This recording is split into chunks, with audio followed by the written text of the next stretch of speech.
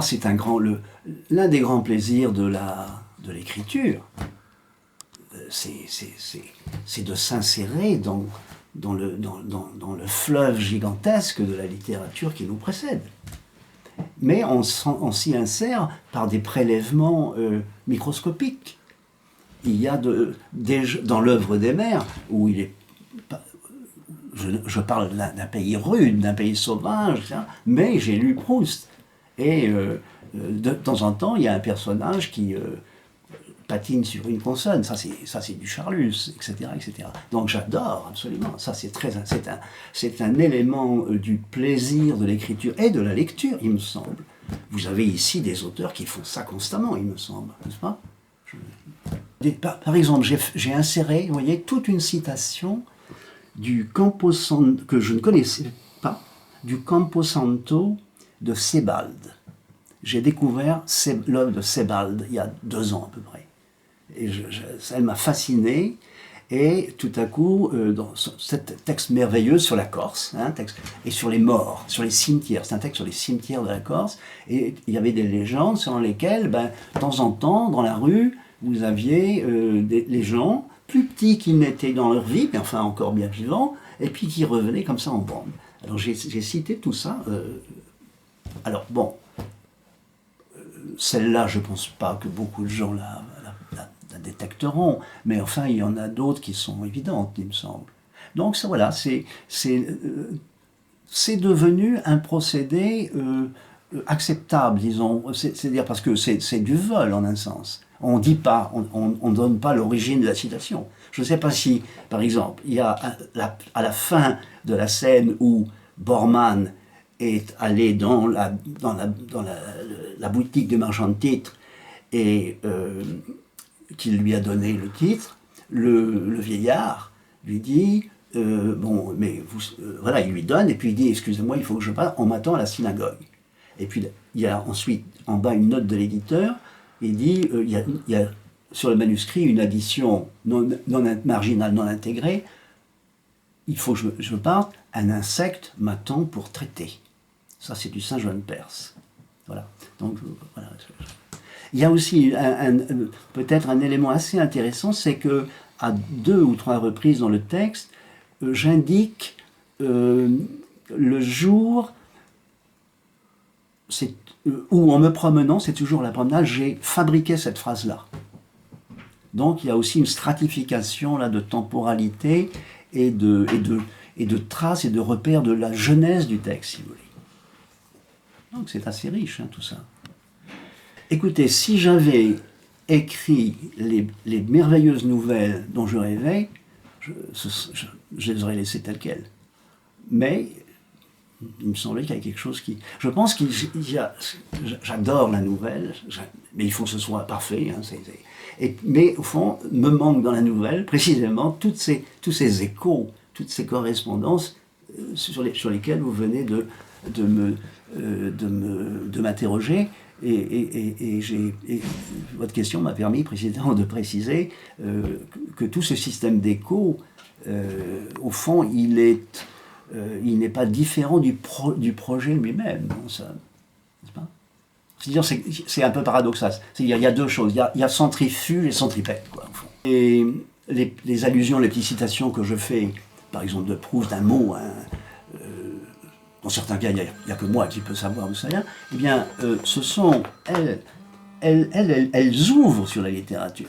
Donc il y a un mouvement, vous voyez, il y a un mouvement de cohésion, et puis il y a un mouvement d'ouverture. Il y a des fusées, je emprunterai ce petit mot à Baudelaire. Mais ces fusées, ce sont comme des petits points d'accroche. Vous voyez ?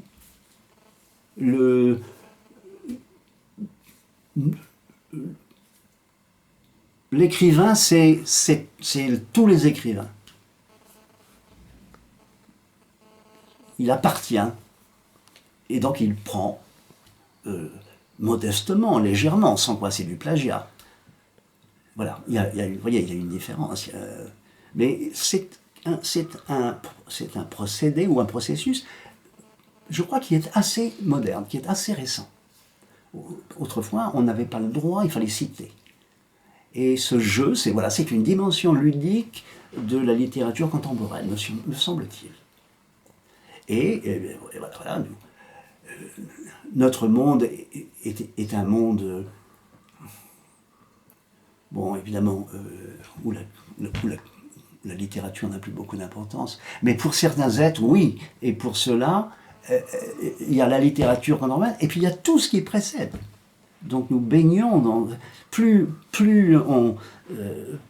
l'histoire vieillit, comme dirait Peggy, puisque je suis en train de lire Clio en ce moment, et moi l'histoire, je connais l'affaire, je suis pas né d'hier, hein, je suis pas né de la dernière pluie, etc.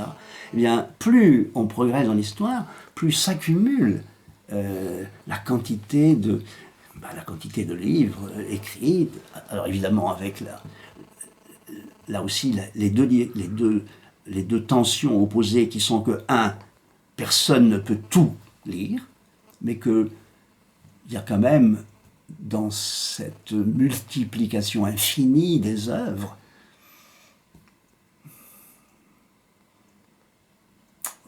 je prends mon exemple de tout à l'heure, j'ai découvert il y a 2 ans Sebald. Pourquoi j'avais jamais lu et le hasard a fait que quelqu'un dit ça.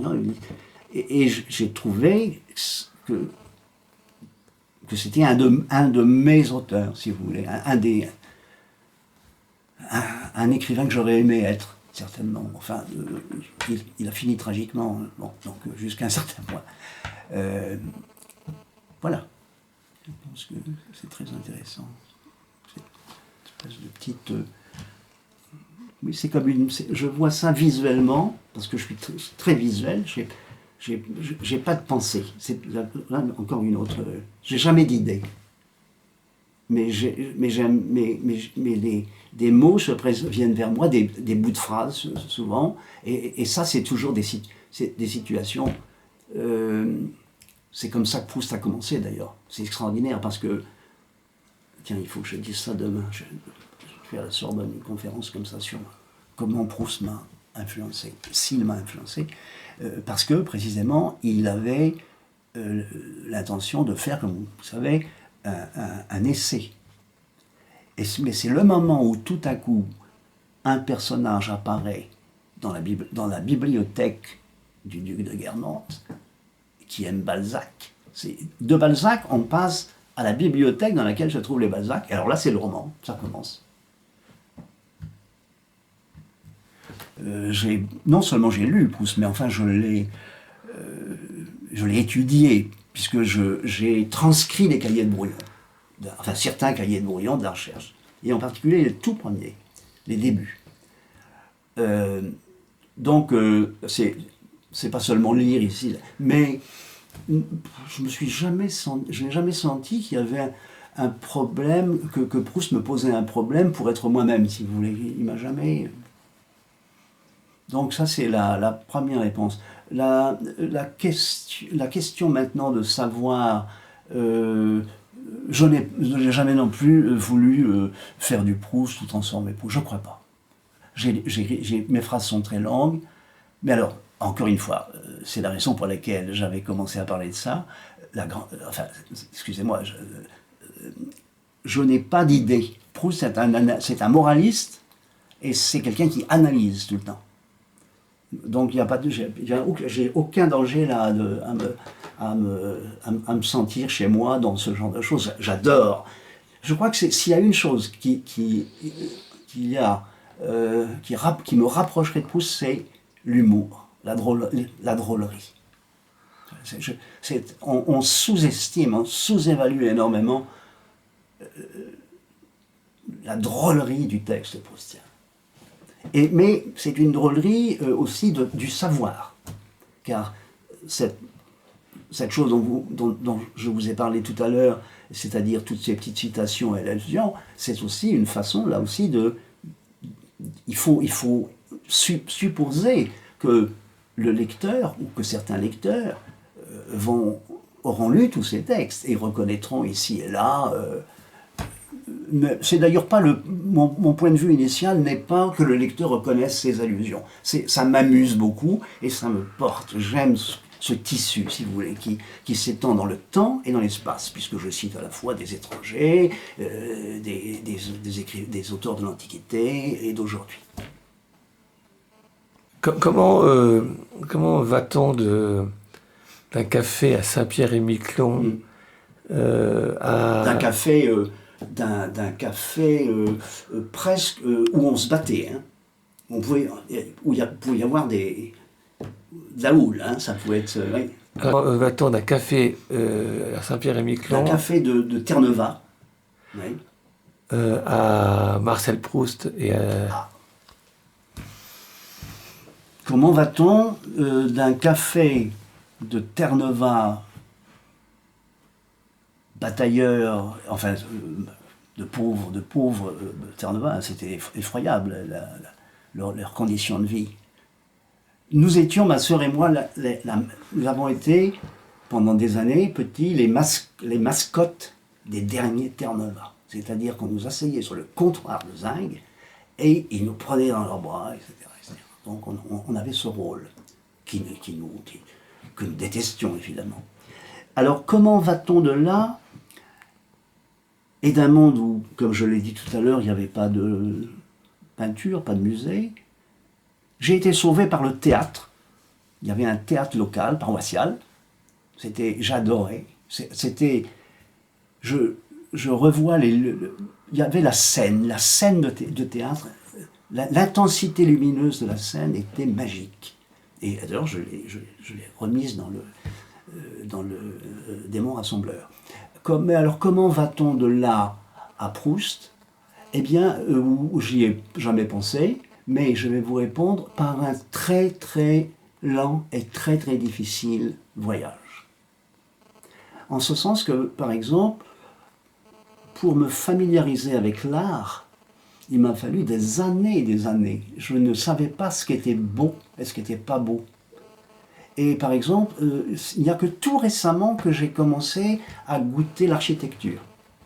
Et ce qui était le déclic de mon entrée dans l'art de l'architecture, ça a été l'Alhambra, parce qu'il y a de l'eau, et que j'ai vu se refléter les bâtiments, et j'ai compris l'importance d'un petit détail, d'une petite fenêtre, par exemple. Voilà, c'est intéressant. Donc, je parlais précisément à midi avec un ami qui me posait un peu, en gros, un petit peu la même question. Mais je lui répondais que moi j'ai souvent remarqué que des enfants qu'on a emmenés au musée quand ils étaient tout petits, ils détestent le musée. Moi, c'est l'inverse. J'ai été sevré de tout ça et c'est devenu pour moi je pense que j'ai pas, par exemple, tellement cette idée si répandue et certainement à bon droit du côté morbide du musée. J'ai jamais senti ça. Quand j'étais étudiant, j'allais le lundi matin au Louvre, il n'y avait personne. Je me demandais, est-ce que je suis le dernier à m'intéresser à ça?